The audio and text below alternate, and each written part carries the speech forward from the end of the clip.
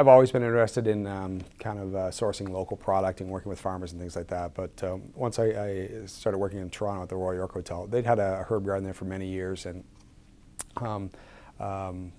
you know, I kind of helped, I guess, expand that and do a little bit more with it. But the key reasons for us having that is one, it was educational for myself and all the cooks and apprentices that worked in the hotel. They got to understand a little bit about, you know, how food is grown and you know, when to plant and when to harvest and how to prune and all those different things. You know, it was also a great thing for the environment, of course, especially in a city like Toronto or New York.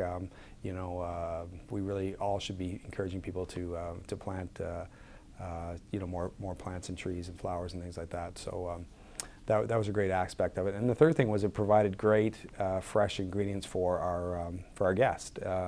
You know, and one of the key things I think about food is when when chefs have a story about the food, where does it come from? You know, in some cases it might be, you know, I invented this dish and I was inspired by my grandmother, or where, you know, someplace I worked.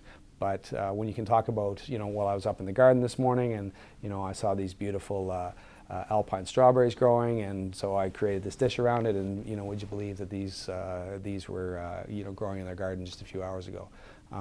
Gives you a connection to the food, gives a great story, and you know, something the guests are really interested in.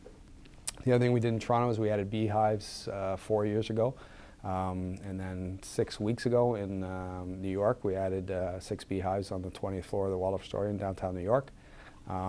Beekeeping is it's amazing, fascinating thing to learn about. I think it's a lot like cooking. It's something you can learn about forever. Great thing for the environment in any city. Bees help pollinate not just flowers, but trees and all kinds of plants all over the city. They help with the diversity of the plant life in the city. And bees actually thrive in city because there are so many different types of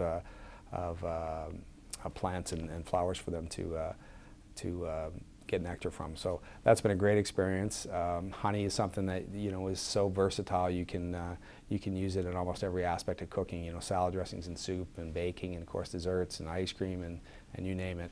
It also keeps very well. So in the climate in Canada, we can't have a rooftop garden year-round, but you know, we can have harvest honey that you know, keeps forever, and we can use year-round. We made beer from our honey in Toronto. A great initiative. I'd encourage anybody to get involved with beekeeping. Good idea to get some professional help, but it's a great thing to do.